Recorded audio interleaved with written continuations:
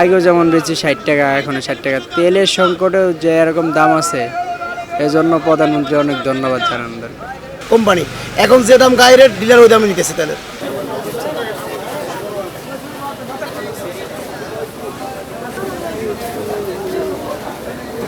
জ্বালানি তেলের দাম বাড়ার পরে বিশেষ করে লবণ, চিনি, সয়াবিন তেল, পোলাও চাল এগুলোর দাম বাড়ে গেছে। লবণের বস্তা বাড়ছে 50 টাকা, কেজিতে বাড়ছে 2 টাকা। যে চিনি ছিল 105, এখন 110 টাকা।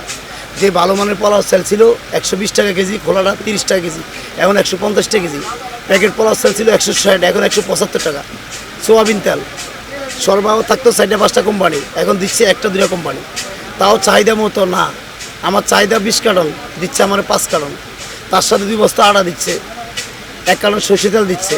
তাও আমার শর্ত পুরাতে পারতেছে না। চাইতেছি 20 কার্টন, দিতেছে 5 কার্টন। এবং ডিলের গায়ে দামে দিতেছে তেল। 5 লিটার 955, 2 লিটার 390, 1 লিটার 195।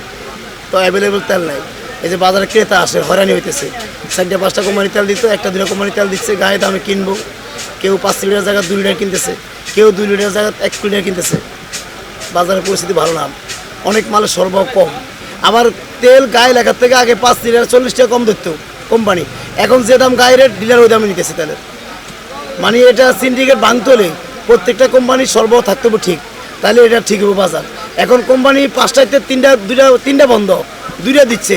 এই কারণে তারা আরও সুবিধা নিতেছে, তারা গায়ে দাম লেখা তাহলে দাম নিতেছে ডিলার। সবই দেশি, বিদেশি মরিচ তো এখন আসে না। এই অল্প দামে মরিচ বিদেশ থেকে আয় নাকি মরিচ পোষাবে? গাড়ি ভাড়া, রাস্তার খরচ, ট্যাক্স মিলে কি এই 60 টাকা কেজি মরিচ বেচলে কি চালান থাকবে? এইসব বাংলাদেশি মরিচ।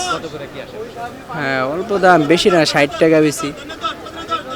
আগেও যেমন বেচি 60 টাকা, এখনো 60 টাকা। তেলের সংকটেও যে এরকম দাম আছে, এজন্য প্রধানমন্ত্রী অনেক ধন্যবাদ জানানো দরকার। ঠিক আছে, এই অবস্থায় এর ভিতরে মরিচ থাকা দরকার ছিল কত, না হলেও 100 টাকা, 120 টাকা। এই বাজারে এখন বর্তমানে দাম আছে মাত্র 60 টাকা। এর চেয়ে নিম্ন দামের জিনিস এখন ওরা নাই। লেবুও তেমন বেশি দাম নয়, ওই 60 টাকা ডজন, 50 টাকা ডজন, 12 পিস। ওই লেবু আগে যেমন ছিল, এক হালি বেচতাম 80 টাকা, 90 টাকা, 100 টাকাও বেচছি। এখন বর্তমানে 20 টাকা হালি। তো এটা কি পাবলিকের জন্য ভালো হয়েছে না? এর চেয়ে তো আমি আর দেখি না ভালো কিছু করবে সরকারে। আসলে এখন হলো চালের সিজন, মৌসুম এখন চলে আসছে, তো আশা করি চালের দাম মোটামুটি পার কেজিতে 28 চালটা 4-5 টাকা কমছে, মিনিকেটও 3-4 টাকা কমেছে। তবে আশাবাদী আমরা সামনের দিকে আরও চালের দাম কমার সম্ভাবনা আছে। 28-এর দাম কমছে পার কেজিতে, কেজি 2-3 টাকা, আর মিনিকেটও 2-3 টাকা করে পার কেজিতে কমে গেছে।